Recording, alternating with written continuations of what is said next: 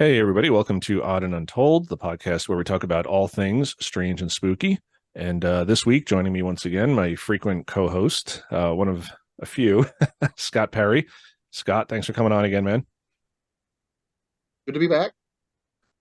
Yeah, glad to have you. It's been a hot minute since we got to talk about Bigfoot. I mean, you were on a few weeks ago with your daughter Lizzie. We talked some ghosts and stuff, but we touched a little bit on Mhm. Bigfoot, but we're going to talk more about Bigfoot this week because we're reviewing the new Small Town Monsters film that comes out today because this episode will go live on Tuesday. So it comes out today. It's On the Trail of Bigfoot, Land of the Missing. And this is sort of a part two to another Small Town Monsters movie that we reviewed about 7 months ago. That was On the Trail of Bigfoot, The Last Frontier, which also takes place in Alaska. And I believe Josh joined us for that one. And sadly, Josh couldn't join us tonight to record this. But yeah, we're talking Bigfoot in Alaska again, which I feel like a lot of people don't touch on.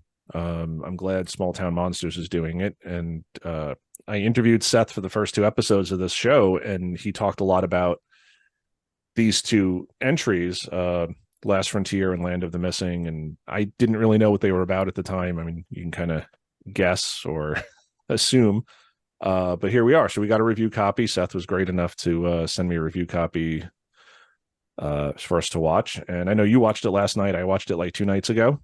Um, so yeah, let's delve into this. So this one kind of talks less about just Bigfoot overall and more about like missing persons cases in Alaska and how it might be related to Bigfoot. So kind of like a missing 411 sort of thing, even though David Paulides doesn't really ever come out and say that Bigfoot are responsible. Right. Um, and here, Seth Breedlove is not saying that Bigfoot are responsible, but they do try to tie it in a little bit to Bigfoot and Bigfoot sightings up in Alaska. Well, what I took out of it, I mean, it was great stuff again as usual. It's everyone he does, gets a little bit better, and it almost seemed like that he had a wide variety of guests on there, and one of them was Fred Roll from his name's Fred Roll, Roehl from Subarctic Sasquatch. He has his own YouTube channel and very good stuff. And he gets in depth with the locals and the Inuits up there, and all the different tribes that have their different beliefs and everything. And it was really nice. It was really nice to see him, on this because this kid's got a lot of good stuff. But with the missing up there, and I can understand because it almost seemed like with Seth, he's more on the stance that these are gentle, shy, giant creatures, and you don't. They really are more afraid of us than we should be of them. And but then when you hear Fred talk and the countless interviews he's done with the natives up there, these things are anything but friendly, and they're gentle forest creatures, guardians of the forest, big brother of the wood stuff that really takes a big ticket scene down here in the lower 48, but a lot of, I mean, just with the history of Alaska, the remoteness and everything of it, if everyone who went missing in Alaska, I'm sure not everyone was abducted or taken by Bigfoot, because it's so anything can happen up there. It's just the remoteness of it. It's insanely vast and barren, and void of places, void of life up there. So I would put it past it. That could very well be. That Port Chatham, or what is it, Port Lock, or what they call Port Chatham there, that has got all the TV fame here in the past couple of years. With everybody going up there, and the supposed story of how the villagers all got run out, and this thriving town ceased to exist. It just got to be that the last person there was the postmaster, and finally he left. Um, like Seth was saying, I think it is glamorized a lot because all you have to have is one Bigfoot sighting, and then they want to, glamorize it that, Bigfoot ran everybody out of Dodge. Whether that's true or not, who knows? Maybe they had some sightings, but the reasons for that place just emptying out like that, I guess no one will ever know. But there's countless stories, and then the Bigfoot community got a hold of it. They like that, and it's true. I mean, I'll agree with Seth. I mean, a rampaging, killing Bigfoot is going to sell more tickets than you know something that's just peeking in people's windows. That's not really too exciting. So I wholeheartedly agree with what he says. But with all the stories I've heard from different accounts from Alaska, they're a different type of thing up there. Different. That's a whole different creature up there, and which leads me to believe that, yeah, I mean, I do believe there's different kinds of them, and to categorize them all into one, it's a really tough thing to say that, one Bigfoot is all the same. So I take a lot from what I listened to with Will Jevning, how they have the, four types, four categories, and then several subspecies of each, which makes a lot of sense, but that that what Seth had done with this new one was really good because he brought both sides of the story to it, and then had very good other folks in there talking, bringing what they had to the table, and what they've learned over the years from different interviews that they've done with all kinds of folks. So it was another top notch show that he's put on. It was excellent.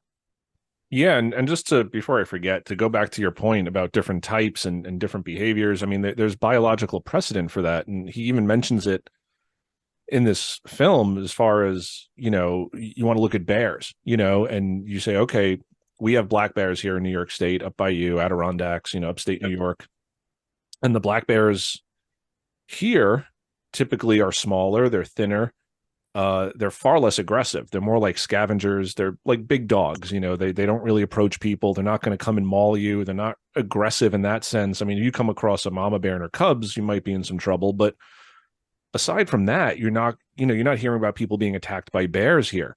You go to the Pacific Northwest, you go to Alaska, black bears out there are typically much larger, bulkier, much more aggressive. Plus, you have grizzlies, you have brown bears, you have Kodiak bears, you have polar bears.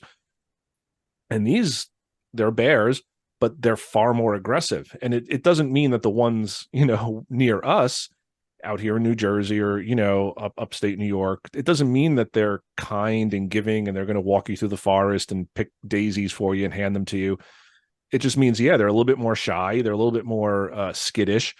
They avoid people a little bit more. Whereas out west in the Pacific Northwest, Alaska, these territories, they're going to be far more aggressive. A grizzly is not going to run from you. He comes into your camp and you yell, "Hey bear," he's not going to run off like a black bear here will. He's going to be like, "Ooh, there's the dinner bell. He's in the tent right there. I'm going to go eat him." So you have a biological precedent for the same creature, same species, even just having a different, not only physical characteristics, but behavioral characteristics depending on the geography. So I thought that was really interesting that he pointed that out. Mm-hmm. And yeah, saying that Mm-hmm. the scary, attacking, rampaging Bigfoot sells, and that's what you're going to see in, we've talked about this, found footage movies like Exists Yeah. or Willow Creek, and where they're just monsters. They're going after you. They're not afraid. Right. And like you said, the one that just peeks in the window or just runs across the road real quick, you can't really make a movie out of that. You have to have this creature kind of Right. stalking the Right. main characters. So I thought it Mm-hmm. was cool that he Yeah, could tie and that that's in. pretty much it. Yeah. So But uh, that was neat how he was able to have those different folks on there. yeah, and I did want to talk about Fred Roll. I mean, because he had a really, I don't want to get too much into spoilers here, but he had a really creepy story about something that happened to him and some other guys up there at a cabin. They were up there fishing and had an encounter with one of, allegedly with one of these creatures, and uh really creepy story. And the way he tells it, and again, Seth always manages to find these witnesses where like the TV shows never do. I mean, they find Right. witnesses, but you'll watch them on the TV shows, and some of them are credible, and others are just, you can tell they're just wacky and making stuff up for the cameras, and the producers probably slipped them a 20 and just said say this. Whereas Seth always Mm-hmm. seems to find people who just seem so much more grounded. They're not the town wacko who just saw something 30 years ago and blew it up in their mind. And Right. Fred's story, like, again, as he's telling it, you can just see emotionally in his body language that he's reliving something that, and again, I'm not saying he saw Bigfoot, but whatever him and his friends encountered, it scared the bejesus out of them and changed Yeah. his life. Oh yeah. It sure did. I had first heard him tell that story when he was on Creek Devil with Will Jevning, and that was before he had his channel. And that was one of those, you get.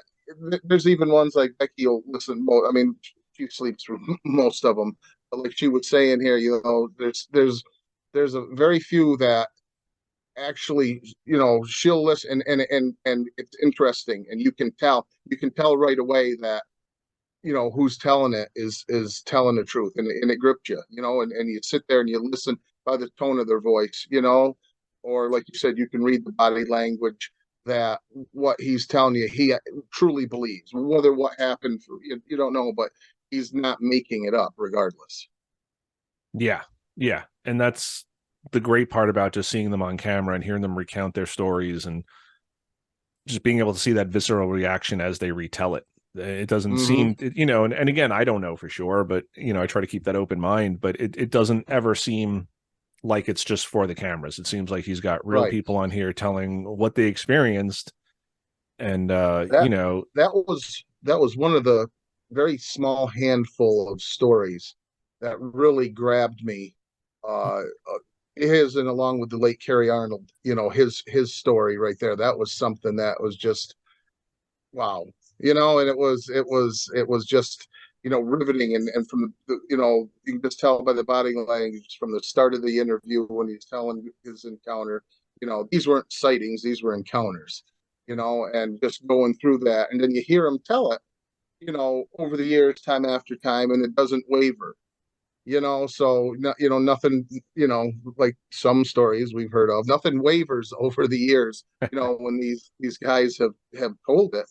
And it's just, that's gives the credibility to the whole thing, that man, these guys see something that really freaked them out. And these are level-headed guys too. They were, I mean, obviously Fred, I've followed him enough for the past year or so to listen to everything he's had out there. And and obviously, when Kerry was with us, everything that he had put out there, and I had stuff that he, the projects that he had been involved in, and everything, they were top notch guys. So it was, you listen when you hear stuff like that. It's very credible. yeah, and these are guys who are like native to the area. They're not, you're not just plucking some Manhattanite, and Right. dropping them in the middle of the woods for a week, and they're seeing or hearing weird things and jumping to conclusions. I mean, these are guys who grew up there. These are guys who are familiar with the wildlife out there, and they mention this. They mention the moose. They mention the bears. They mention the big cats, uh, Mm-hmm. and how those things are far more likely responsible for the disappearances than Bigfoot, because you just have Yeah. a lot of dangerous animals out there that can take you, and by the time rescue gets out there, 3 feet of snow has fallen, and they're just never going to find you. They're not going to find the tracks. They're not going to find if an animal dragged you off. And it is, like you said earlier, it's so vast that people could just wander off. You go in the wrong direction, you walk an hour in the wrong direction, you're going to die, Yeah. I especially mean, out everything there. wants to kill you there. The environment, the animals. I mean, everything. It's like, everything is out to kill you. Yeah, and that's just Mother Nature anywhere. You go anywhere in the woods, and you got to worry about twisting an ankle. You got to worry about, oh, there's no cell phone service. There's maybe the cats aren't as big or the bears aren't as big, or but there's always something in the woods that if you are wounded, if you are vulnerable, it will take advantage. They will take advantage, and you can die. So yeah, Mother Nature just always seems to want to kind of take you out. So Yeah. yes, I do Yeah. appreciate that Seth really focused on that there are a lot of disappearances in Alaska, and this is documented truth. And again, different factions will start. The UFO community will say it's UFO abductions, and they don't mention Bigfoot. They're just saying, oh, UFOs. It's the Alaskan Triangle, and it's the Black Yeah, Pyramid, and yeah, there's government bases up there, and there's a UFO landing site, and so it depends really on the community you're listening to, who will latch on to those disappearances and say, oh, it's UFOs, it's Bigfoot, it's serial killers, it's whatever it is. But no one solution can account for the sheer amount of disappearances. And again, most of them are probably just people getting lost or injured, animal attacks, who knows what. But it is vast. It is easy to get lost out there. So yeah. And I find it interesting, listen to Fred talking in there, and not just in this film, but with, I've listened to everything that he's put out on his YouTube site, and he does a lot. He does do a lot of shows there with Will Governing, and it's they have to, he has his own idea, of what the Alaskan ones are like, and apparently they're, maybe the same biological creature, but 100% different, totally different animal altogether, because what he's getting, stories from eyewitnesses that have, generations of the Inuit people up there, and, in different tribes and everything, that it's a lot of them don't talk about it. They don't want to talk about it. They won't talk about it to just anybody, so he has to gain their trust, and you listen to anything, he changes all the names, everything is, done out of respect the way he does it. And he'll almost every one of his, stories that he'll tell, that he relays to us, is that those up there are not, they're not friendly. They're not, they're not going to be your friend. Like you said, they're not going to, guide the hunter with the broken leg and carry him to safety and feed him, cup water with his hands and feed him, like the feel good stories that a lot of people, really like to tales they weave down here, and he goes, up here, he goes, that doesn't happen. Those, they're up there, they mean business. They're not nice, they're nasty. And a lot of these folks up there, they're just a regular creature, like the bear or the moose, or the elk or anything else, and they will set their their livelihood around not going into a certain area at a certain point of time, because they think these things are in here, or they know that they're in there, so they'll know when to go berry picking, when not to go berry picking. They'll have their time when they hunt. They'll have their places where they hunt at certain times of the year, and they, just because of the history of them getting run out of places, they show great respect to it. So, obviously these folks live with it on a daily basis up there. They're not just the weekend warrior hiker out in the woods that runs into one of these things in the Adirondacks, or, and this is, where they live. They've been into their villages. They have to take precautions for things. And it's just really interesting to hear him talk about that, and it brings a whole different perspective to the topic, listening to it when he tells it, and when you hear a lot of the podcasts, out of California or Washington, and where they're the benevolent, just afraid of man, and you see them cross the road, and they're helping people, and and all this stuff, and when we go into the portals and the mind speak and all that stuff. But it is interesting and refreshing to hear someone that talks about how these things, at least how they perceive them to really be. Yeah, and I think it's interesting because it was a realistic perspective. It's not, and again, like we've kind of touched on this on other episodes, as far as certain researchers or podcasters, whomever.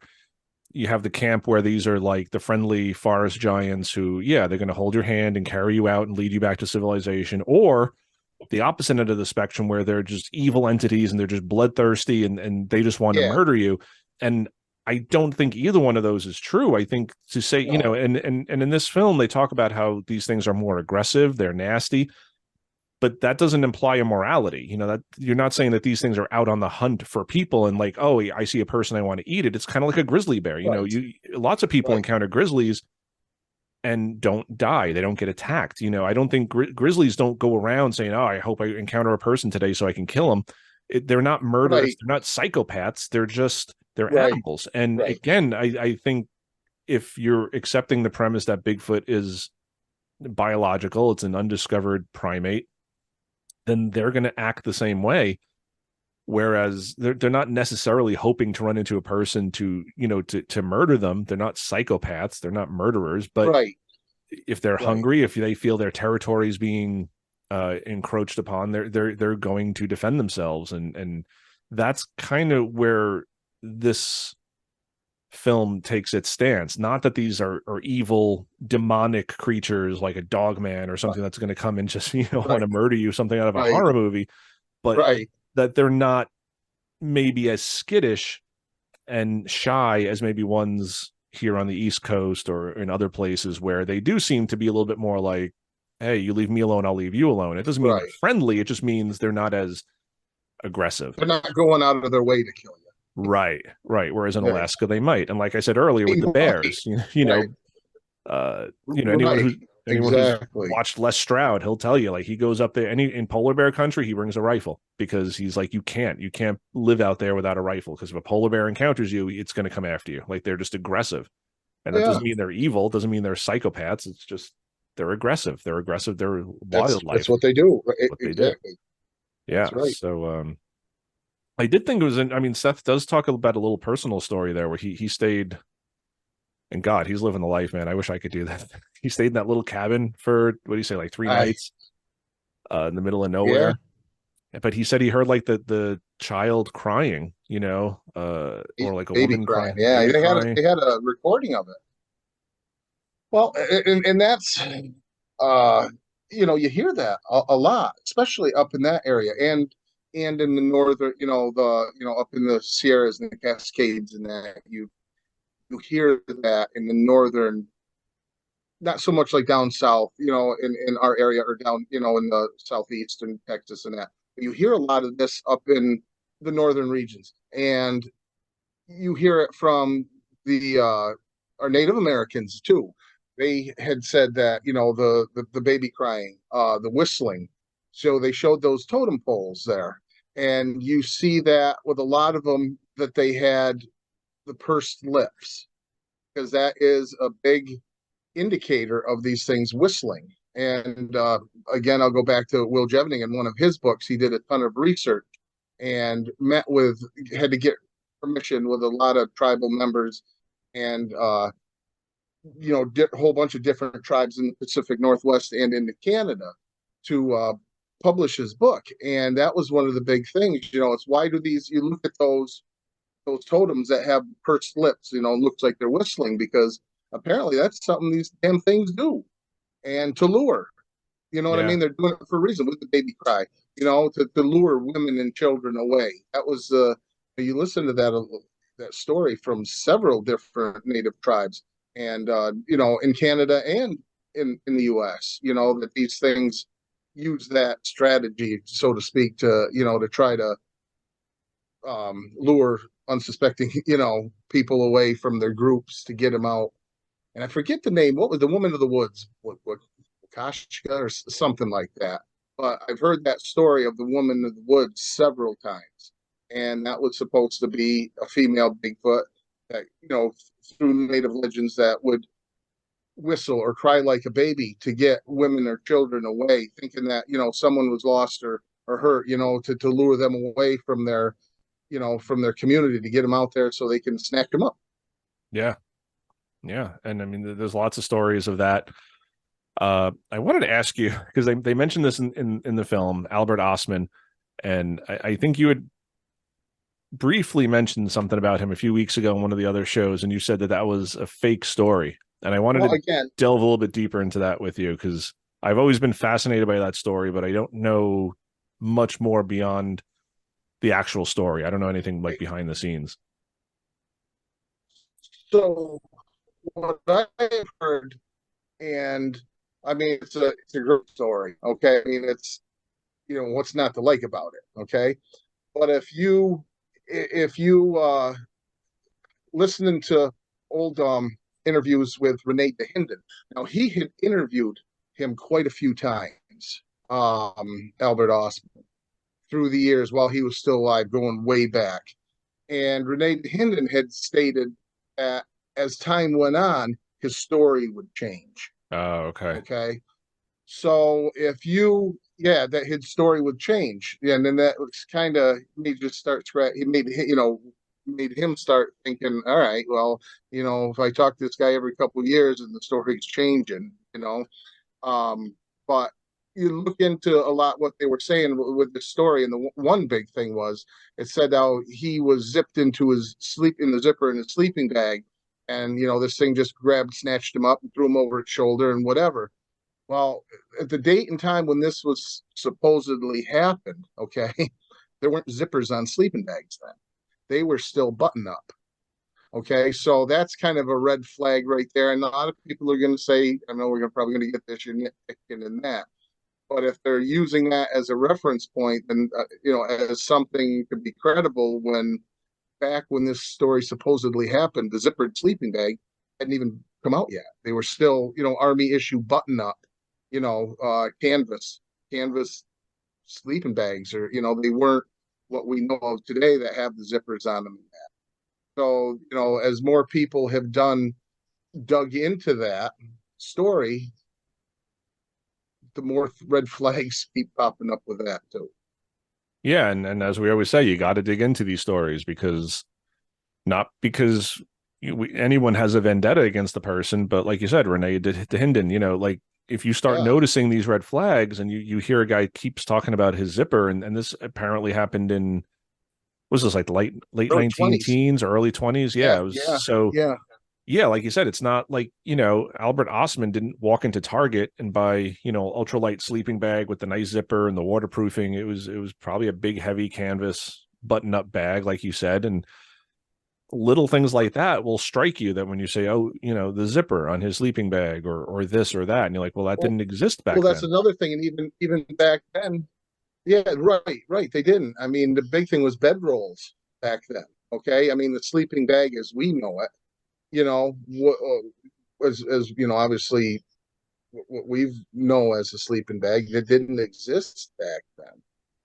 So, if this thing only had a couple buttons on it, there's really no reason he couldn't have been able to get out of that thing either. So, but again, it makes for a good story, and there's still going to be people that go, it's real, but they don't want to hear all that. But unfortunately, if you start digging into the facts of it all, there's just a lot of red flags with that, coming up. And, because it is such an old story, but I'm going to take Renee DeHinden's word on, I'm going to take his word on it, because, if anybody wanted stories to be true, it was probably going to be him, because he's one of what they call the Four Horsemen of the original subject.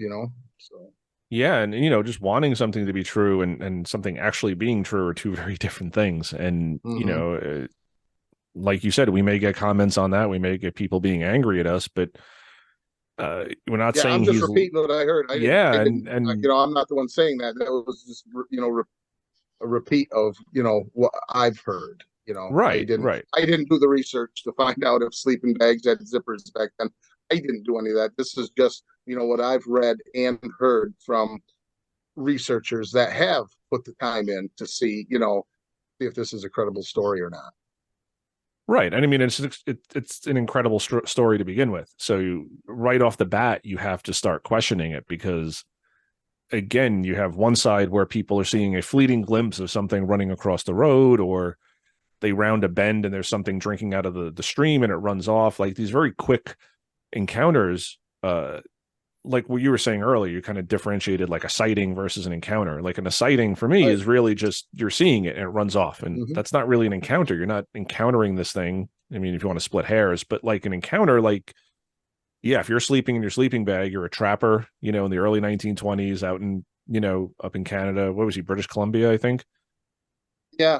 Yep. Um, and you get picked up by a giant hairy humanoid and you're carried miles. He said it was miles that he was carried. And there was a whole Yeah, like family eight unit. hours worth of traveling. Yeah. Right. So Now I can't sit in the car for 2 hours without my legs going numb, and apparently he had his legs curled up around the back of his head for several hours. You know what I mean? I would, I couldn't imagine that. I mean, if true, that had to have been torture. You know what I mean? To be wrapped up in a pretzel for 6 to 8 hours, going uphill, downhill, and something like that. I just couldn't imagine.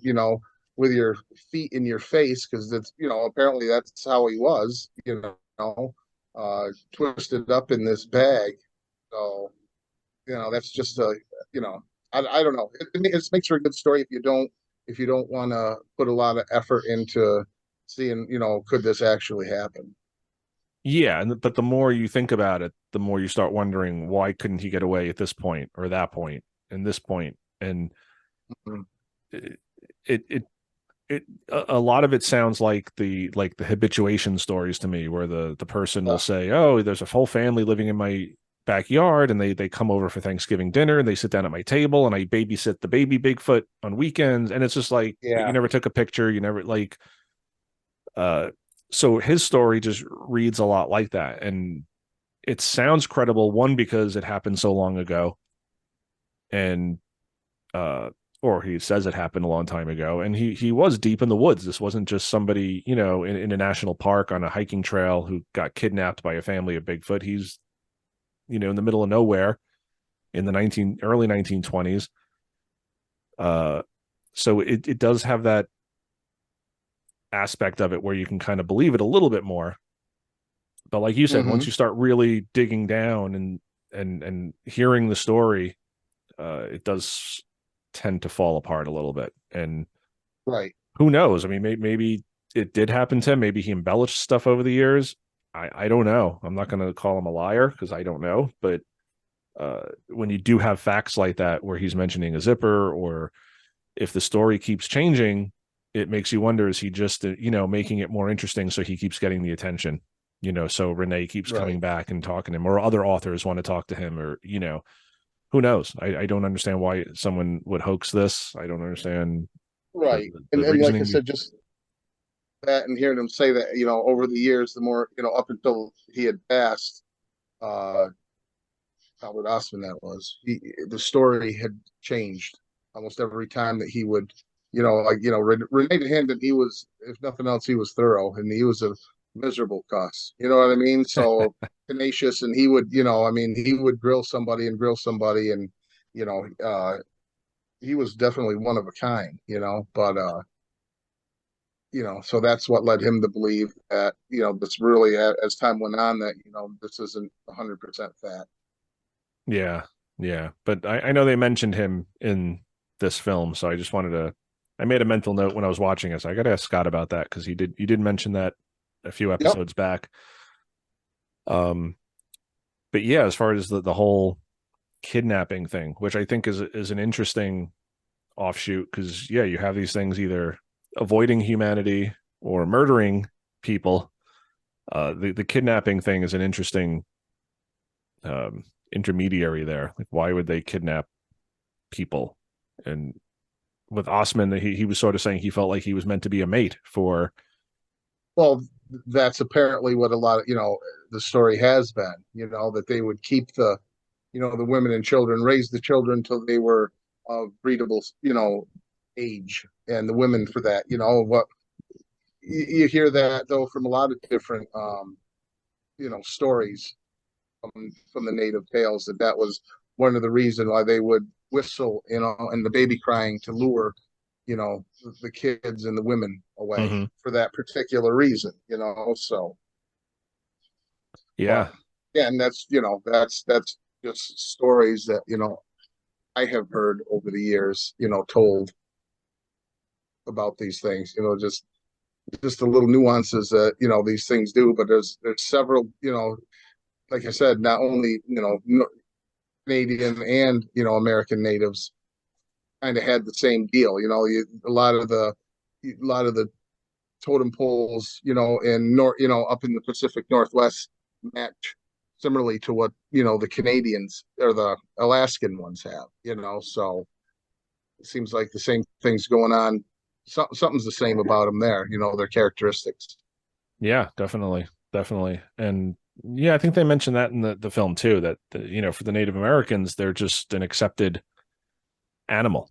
You have fox, you have moose, you The have deer, you have elk, you have Bigfoot. It's Yep, just the beaver and the eagle. Yeah, right. yeah. It's just part of their biome there that it exists. They don't question it.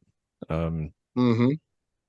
and I think Eli Watson in the film mentioned how like people up there either just fully accept it and believe it, or they just don't talk about it. And you had mentioned Right. that earlier that like a lot of people just won't talk about it. Uh, so I found that interesting too. There's just kind of like no middle ground. That it's just it's either Yeah. accepted fact and yeah they're here, or people are just like nope I don't want to talk about that. Right. They don't. They don't want to face the ridicule. They don't want to face what may come with it. And you can't blame them. Because it's tough. I give a lot of people credit who do come out and will have the guts to say something because not a lot of people are willing to do that, and I can see why. You especially if you have a decent career on the line and you don't want to even take that chance. Putting it out there that something like that happened to you. You don't want to face the ramifications of the backlash of what could happen to you. Yeah, yeah, But there are more and more now. I mean, now it's getting to the point where there are a lot of professional people, whether it be in law enforcement or administrations of companies or lawyers, doctors. There's a lot of people coming right out and saying, I don't, I'm not saying this is what I saw, right? So it is what it is. This is what I saw. Take it or leave it. They they don't care, but there's still a lot of people that are hush hush about it. yeah. And I think there's just a lot more protections for people these days. I think if your employer is going to try to fire you because you went on a TV show talking about Bigfoot, you're going to have a nice lawsuit on your hands. Whereas 20, 30, Exactly. 40 years ago, you had no recourse. Like if you got fired, you got fired. Your boss just didn't like your Right. cologne that day, or the tie you Yeah. were wearing, and I want to fire you. Or they could fire you based on race or age or whatever. They could just say, oh, you're too Oh, old, go absolutely. out of here, Yeah. and you had no recourse. And And nowadays it's kind of the opposite. I mean, they have to kind of retain, and I've seen it, terrible employees because they're afraid if I fire this person, they're going to sue me for X, Y, or Z, or all three, or cheaper to keep them hired. Yeah. yeah, exactly. So I think that's a big part in why a lot of people just feel much more comfortable talking about it these days because they're saying, all right, my family may laugh at me, my friends may laugh at me, my job may laugh at me, but at the end of the day, there's not that threat like there used to be of like being run out of town and losing your job and losing your family. It was just, people will laugh and uh, but your job can't really fire you anymore. For Right. saying I believe in Bigfoot. Right. Yeah. Airline Well, pilot you've seeing been UFO here. might be there. What's that? Yeah. Well, I mean, I guess that's more and more coming out. There's more light being shed on that subject as well. So that's kind of getting a broader view, and acceptance and everything. But and you've been to my house. Oh I yeah. mean, it's you know, if you don't know we're interested in Bigfoot, you've driven our driveway, uh, then you know. But I meant to point it out earlier, but like over your shoulder there's your Bigfoot cutout on your barn. I mean, right yeah, now it's oh it's yeah, it's it's a yeah, little too dark to yeah, see it now, but I should have pointed yeah. it out earlier. There he is. Yeah, right there on Yeah, the you can on kind the of see wall of it. the garage. I'll put Yeah, some photos up of like me, you, and Josh posing by it when we were up there last. yeah, yeah.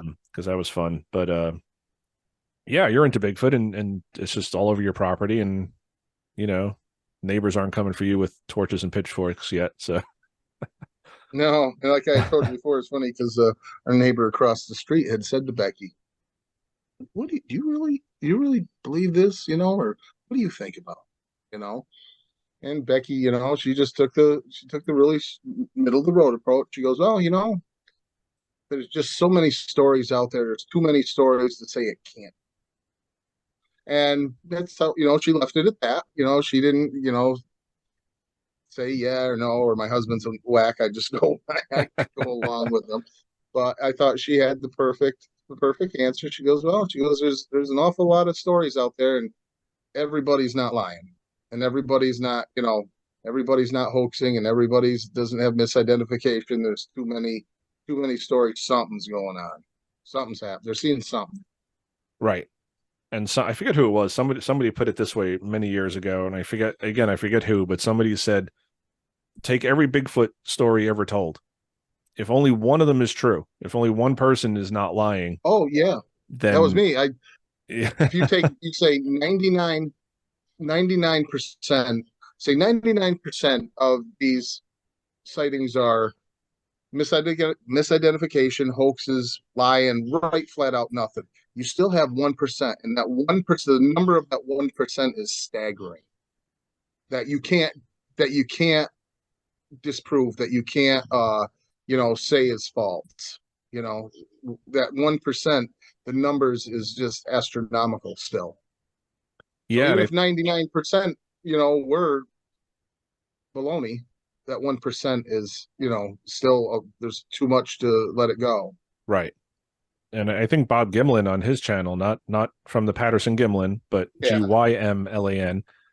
We've talked yeah. about him prior, but he always will do like a pie chart. He'll just say, you know, for every Bigfoot sighting, how many of them actually get reported?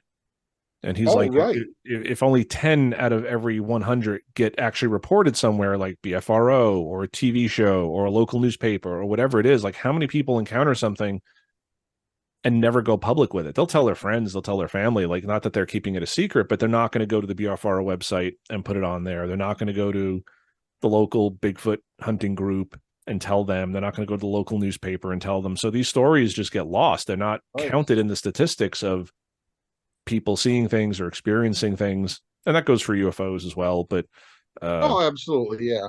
but you got to remember, like what we're hearing is probably a very small percentage of what's actually being seen or experienced out there by people, because most people aren't going to report it. Oh, yeah. Right. Right.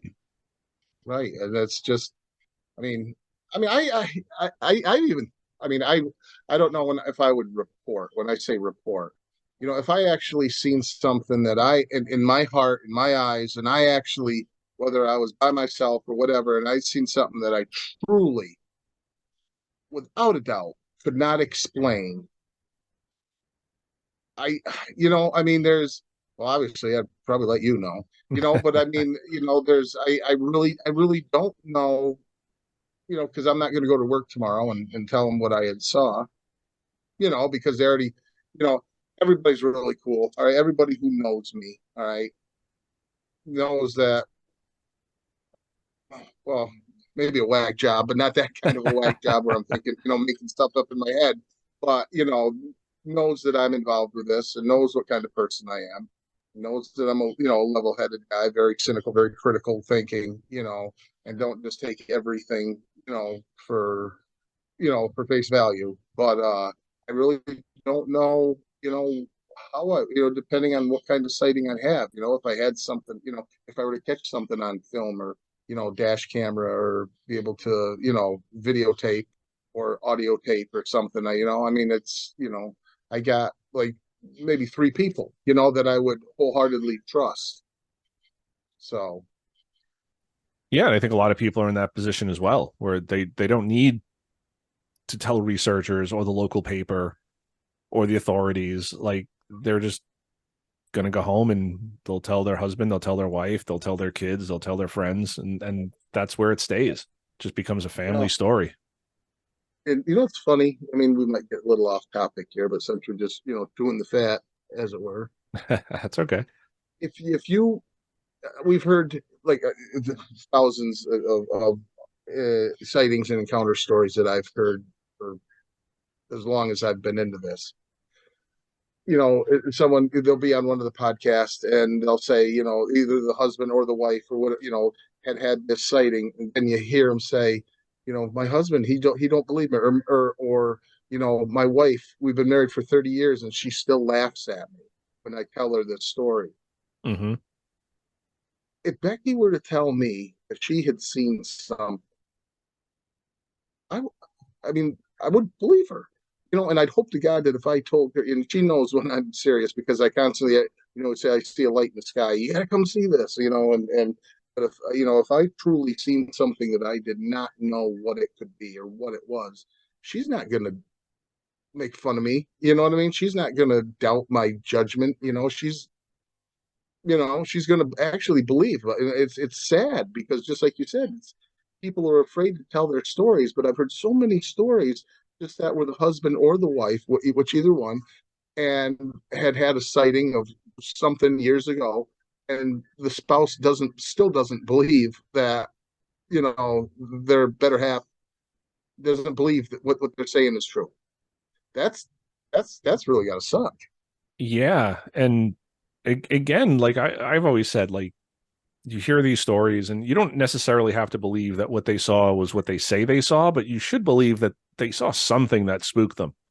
And for me, and I've told you this before, like there's a lot of people who come out with evidence and post it on Facebook. I don't believe anybody, honestly, except my own two eyes at this point, because so many things can be faked. So many Mm-hmm. people will tell stories just to get clicks, just to get hits on their website, or what, or get into a newspaper, whatever it is. So I'm very skeptical, and I don't want to discount everyone's story, but you kind of have to proceed from that, because if someone's showing you a video, oh, here's a UFO I caught, or here's a ghost.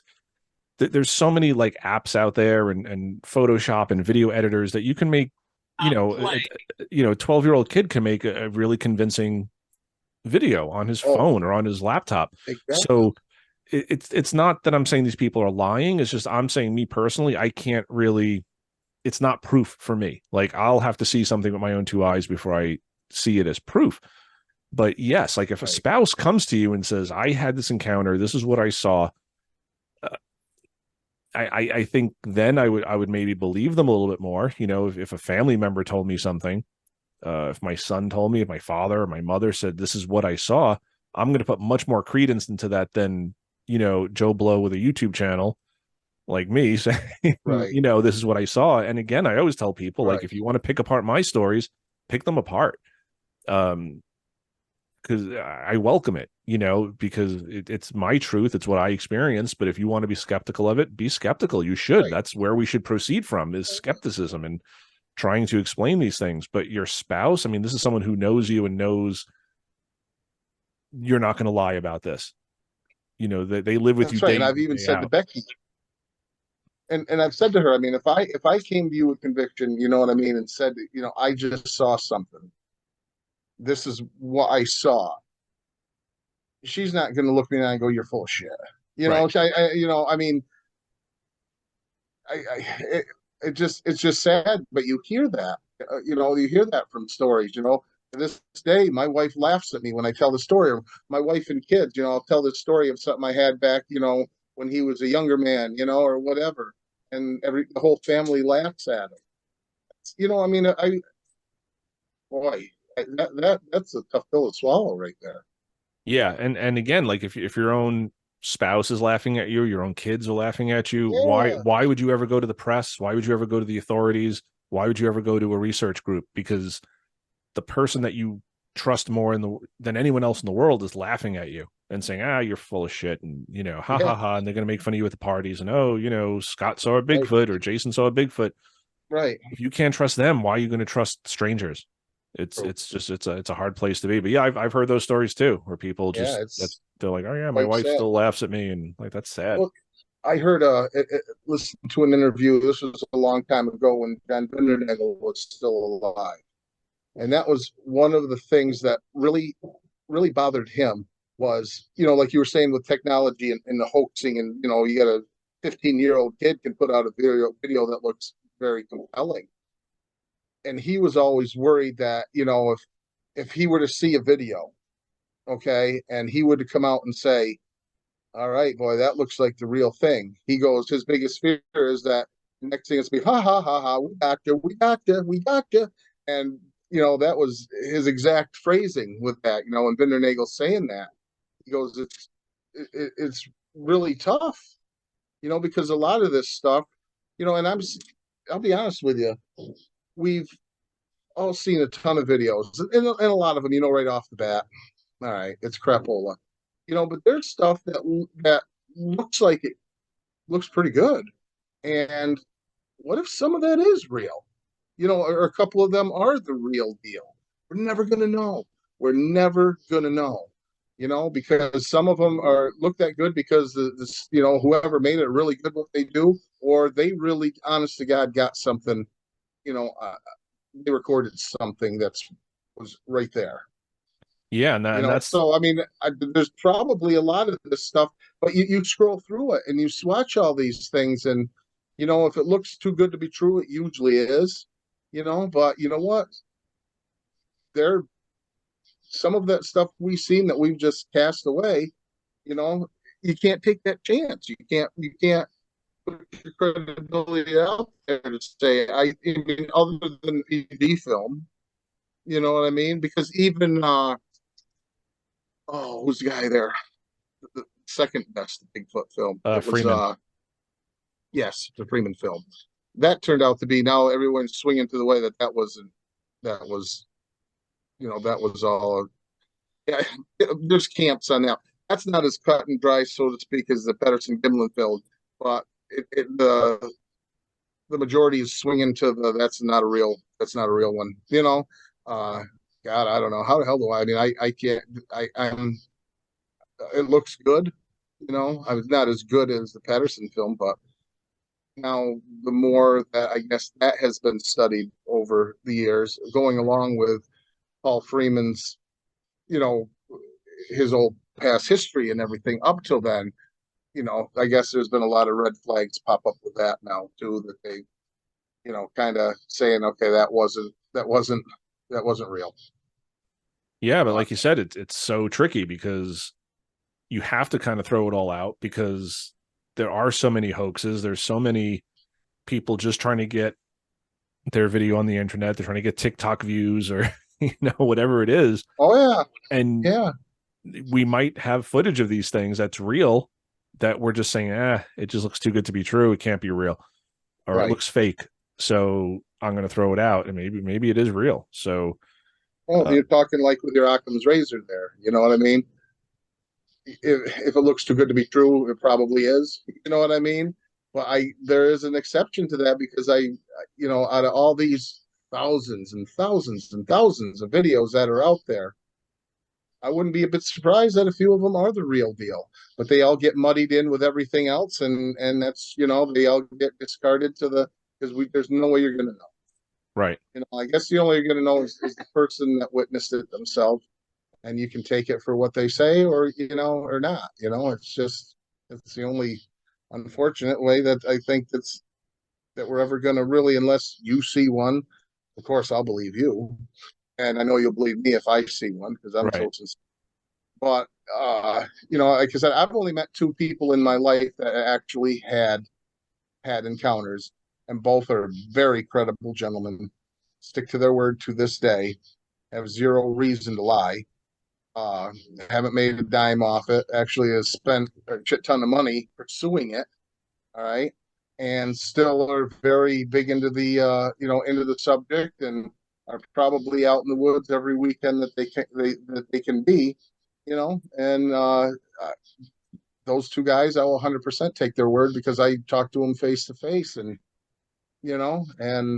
their stories haven't changed when I hear them, three, four, five, six times down the road, and there's no reason not to. So, but then again, could it have been something else? Sure, it could have been. Who knows? I guess it comes right to the point where until we have that irrefutable proof, and what is that irrefutable proof going to be? I mean, is it going to be a body? Is it going to be, what I mean? And can't even say that because remember we had the alien autopsy there, and that was Right. all. That was all we had the body then too.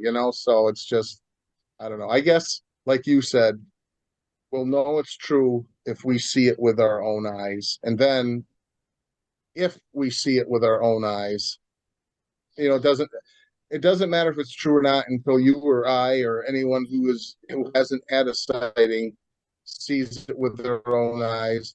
And then I don't care. I mean, if I were to see one with my own eyes, then I won't. I can't say what I do. I mean, if I would just say, okay, now I know they're real, and be done with it. You know what I mean? Or if I would continue to have an interest in the subject or not. I don't know how I would handle that. If I did see something with my own eyes, knowing what I know, is going to be one of these damn things. I don't know, but at least then, in my mind, in my heart, I would know that they're real. Yeah, and that's the camp I'm in because I've had some weird experiences in the woods, but nothing that I can say there's my proof. Now I know Bigfoot exists because for me it's like that could have been a bear, that could have been someone in the woods, that could have been. I didn't get enough data for me to say definitely Bigfoot. So for me, I'm saying I still don't know, and but that's everyone's own personal thing. Like if you see something and you say, okay, that is not a misidentification, that's not a man in a ghillie suit, that's not a bear, it's not a deer, it's not a moose, it's not a person. If you know, then you know, and that's your personal truth, and that's fine. And yeah, like I have a few people I'd believe, and then the rest of the people, like if I don't know you, if you're just someone on the internet posting, I don't care how good the video is, I'm always going to have that Right. nagging doubt. And even the Patterson Gimlin film, I have to leave that little bit. I mean, I don't have much, but I have to leave that Oh, little bit of room 100%. of like maybe they just somehow got the right angle and right place, the right time, and Exactly. they hoaxed it and Exactly. they just did it perfectly. I don't know. I don't think so, but Yes. I you always have to leave that Right. like I believe it 99%, not 100%, Right. but Exactly. You're 100%. Yeah, that you're 100% right because it's the same thing. I mean, they got a picture of something 56, almost 56 years ago that still hasn't been proved to exist. They still can't prove it wasn't either. That it was not real.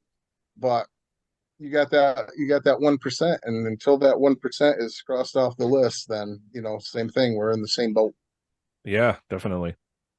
Um, but yeah, this film I really liked it. My friend Heidi's in it. Heidi Worley. She was on episodes 38 and 43 of this podcast. She's great. One of my favorite people. Just so much fun talking to her. But she was in this and talking about like little people as Yeah, opposed to that's because crazy. yeah, it's another aspect of this where That's that could be another whole episode yeah, because exactly. Fred Roll even had he had a bunch of episodes on those things too. But the thing is, I have all I can do, because we got Dogman, we got Mothman, we got Little People, Puckludgies, we got all of these things. I have enough on my plate with just Bigfoot alone. You know what I mean? It's just not saying these things are all these other cryptids aren't real. I'm not saying that. But Christ, I can't even keep my mind straight with Bigfoot. So let them have it.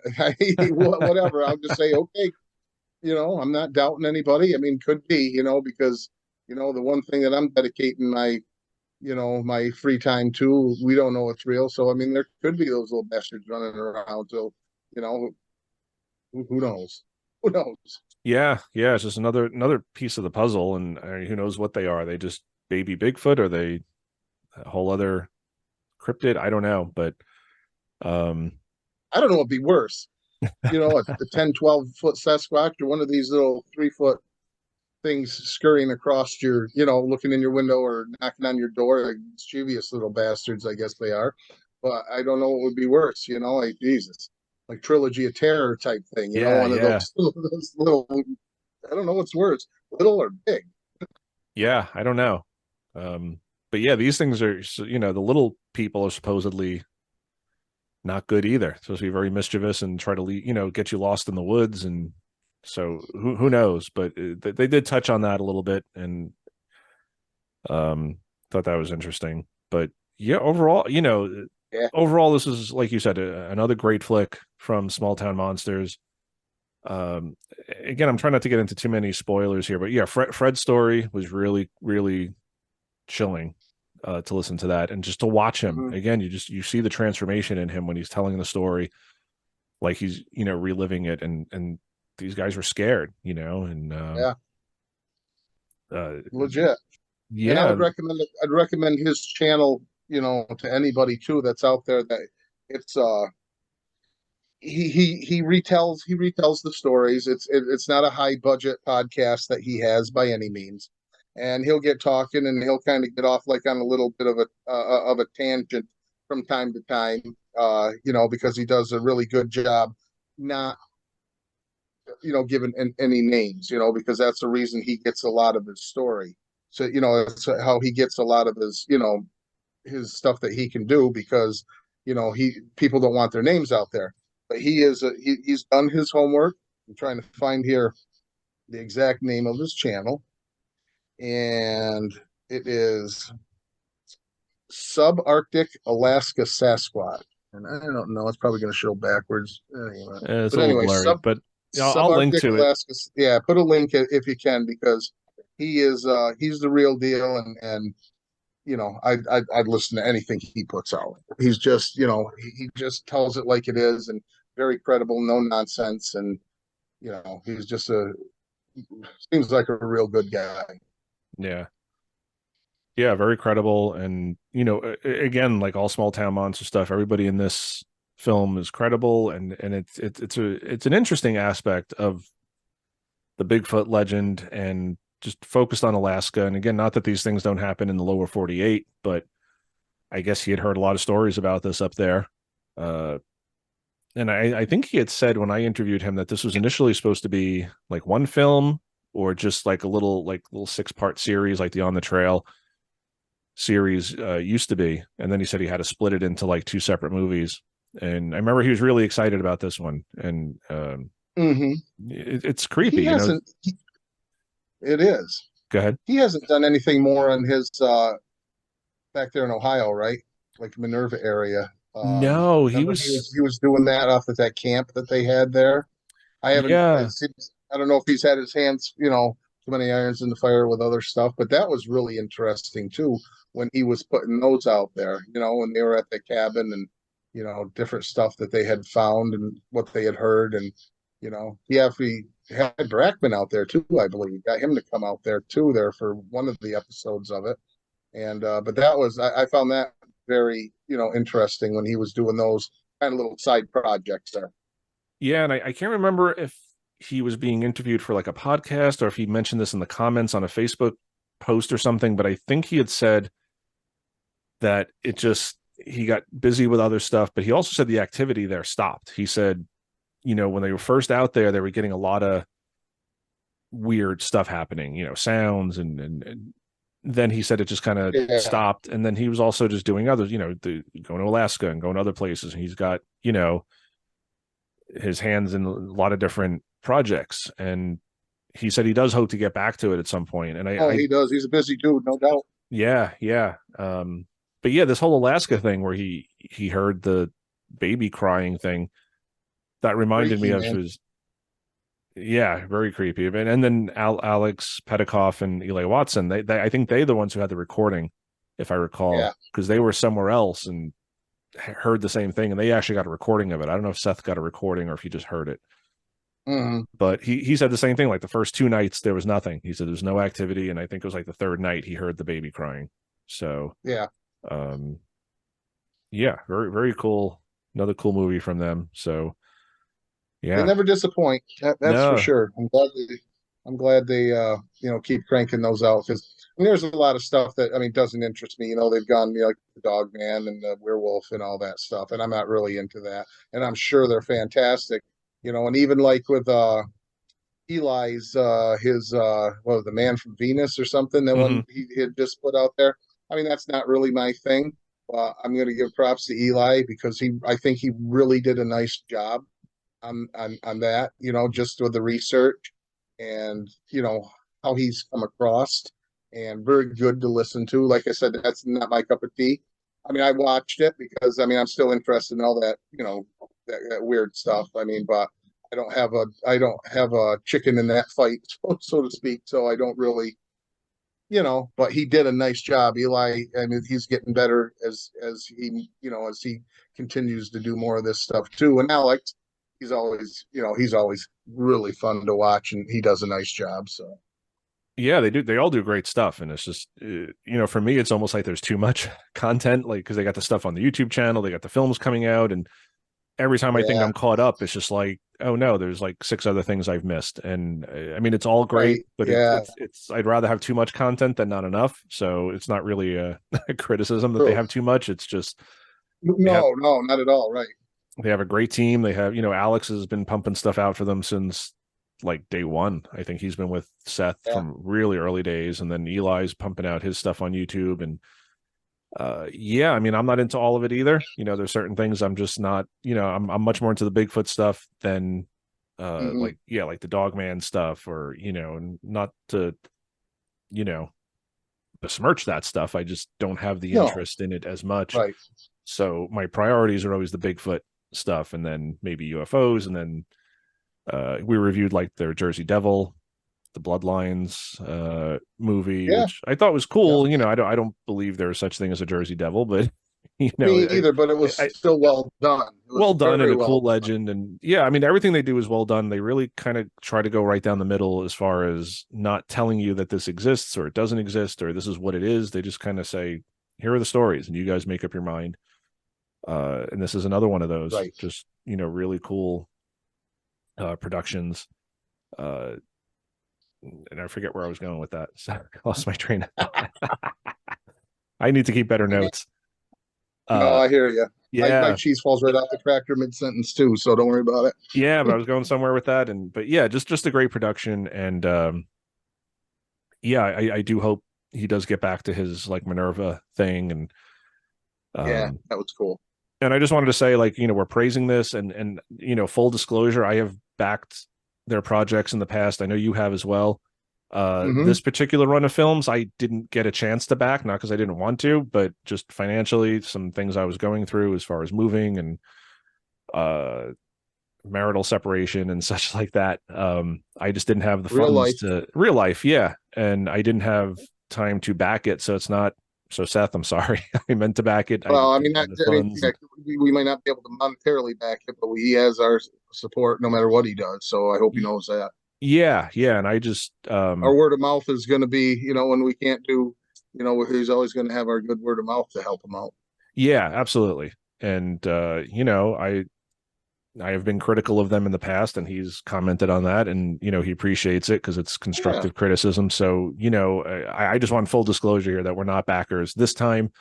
I have been a backer in the past, so some of the stuff I reviewed on the blog, I think I even said in my blog post that like, hey, I back this. I'm just full disclosure, but this is not Hmm. affecting my review. If you put out a project I didn't like, I would say so. But Sure.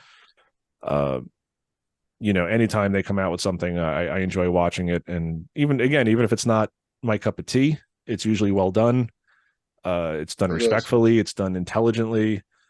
Uh, and again, I always appreciate the lack of leading. Everything on TV is this is definitely a ghost. This is definitely Bigfoot. This is definitely UFOs, and they're trying to push Yeah. their agenda on you. And there's just this Yeah. severe lack of critical thinking and uh, alternate viewpoints and saying, well, maybe this wasn't a UFO or maybe this wasn't a ghost. And, you just watch these shows and everything is just 100% whatever they're pushing, ghost, Bigfoot, Exactly. UFO.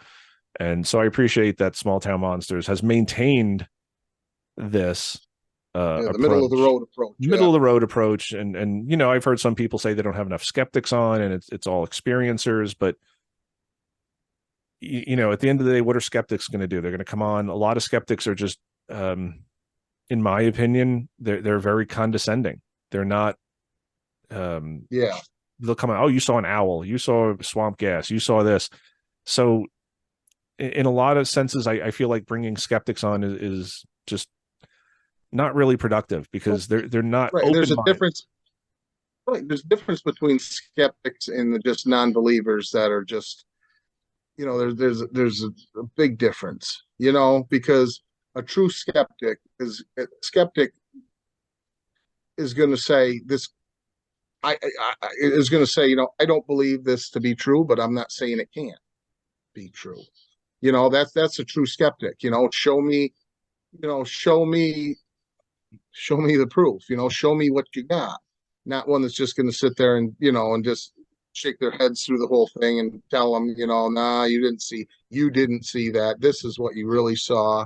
There's a difference between naysayers, I guess, and skeptics, because true skeptic has to have an open mind that there's a possibility, that this can be too. I'm skeptical, I'm very skeptical, but who knows?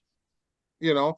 But there's a difference between there's a lot of nasty people that just want to get on there and just try to belittle and berate and knock down and tell them what you saw you didn't see and you're full of this and that and skeptic, but a true skeptic is a good thing, is a very good thing for for any topic.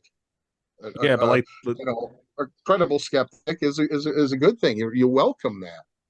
right, but the professional skeptics, I mean, most that I've seen, I'm not going to mention any names, Oh yeah, but there's a lot of them out there who they will make fun of whatever community they're attacking, whether it's the Bigfoot right. community, the paranormal, the UFOs, and they'll just mention how they have like this cult-like blind belief in this, but it's like you're doing the same thing, just on the opposite end of the spectrum. You're belittling people. You're laughing. You're kind of snickering at them, and oh yeah, all you saw was an owl. You didn't see what you Yeah. think you saw, and it's they're not open to it. They're just immediately dismissing it without listening to the real story. And it's like, well, how many like 8 foot tall owls do you know of? Like, it clearly wasn't an owl. How many bulletproof owls do you know of? Mm-hmm. So, you can blame this on an owl. You can blame this on swamp gas. You can blame this on mass hallucinations or whatever you want to blame it on. But if you're just going to be so close-minded and laugh at people, so I appreciate Seth for not bringing these people on, because they're not really contributing anything to the conversation if they're No, just. it doesn't. It doesn't. Right. They're not contributing anything, and all it does is just takes it down another avenue. It discredits. You know, it's sad. Yeah, you shouldn't have to make fun of people or snicker at them to prove your point. But Exactly. most of these professional skeptics, that's where they're coming from. They come from this very smug, and they always have that smirk on their face, like, oh, Yeah. they believe in Bigfoot, and that's stupid, and you're stupid for Mm-hmm. believing in Bigfoot. And it's just, it you can be skeptical, but just don't be that nasty Don't skeptic. be a dick. Don't be You a don't have to be a dick. dick. Exactly. Yeah, And exactly. but Don't be a most of dick. them are, and I hate to Yeah. say it, but most of them are. Right. And like I said, there's just that smug, smirking, belittling attitude for people who've seen something. And you don't have to believe that they saw Bigfoot or they saw Dogman or they saw a UFO, but they saw something that affected them. So at least give them the respect and the professionalism to hear them out and say, okay, I don't believe you saw Bigfoot, but I believe you saw something that spooked you. And stop Yeah. saying you saw a deer, you saw an owl, or these ridiculous explanations that make you feel better as this professional skeptic, because you think you got one up on them when you really don't. Because anybody with half a brain is going to say, okay, I don't believe this guy saw Bigfoot, but I also don't believe he saw a deer. Right. Right. Like, Exactly. you don't have to believe the Bigfoot side of it, but when the skeptical explanation is just as ridiculous, they look just as stupid. So I do appreciate the middle of the road approach without bringing on these people who would really, like you said, just drag down the Yeah. mood and just would make the experiencers, whatever they experience, just look stupid and humiliated. And so I do appreciate that it's a grounded look at these things, but without dragging on the skeptics, the professional skeptics. I agree, 100%. Awesome. So anything else you wanted to touch on for this episode? I think we covered pretty much everything on this, on what we watched here. I think Yeah. we everything that I got out of it, I kind of laid on the table. Yeah. All right, cool. So yeah, everybody check out Small Town Monsters, Land of the Missing, streaming now. You can get it on their website. I'll put links below to everything so you guys can find it. And I guess we'll wrap it up there, my friend. Sounds good. All right. So thanks for coming on again. I appreciate it. We have to do more of these because we just have so much to talk about, and Oh yeah, we always a always do. pleasure. Always ready when you are. All right, man. Thanks a lot, and I'll talk to you soon. Have a good night. You too, man. All right. I want to thank my buddy Scott for coming on again and talking Bigfoot. Always love talking Bigfoot with Scott. We're talking about Small Town Monsters this week, their new flick that's out today, On the Trail of Bigfoot, Land of the Missing. Really cool film. Check it out. Just really creepy stuff. And, whether you believe, whether you don't believe, really good stuff. So give that a check out today. I'm going to leave links below so you can check out the DVD, the Blu-ray, streaming on multiple streaming services. So you can watch that today as soon as you want. So I'm going to call it an episode. So like, comment, subscribe. Want to hear your thoughts down below. And until next week, everybody, rock and roll.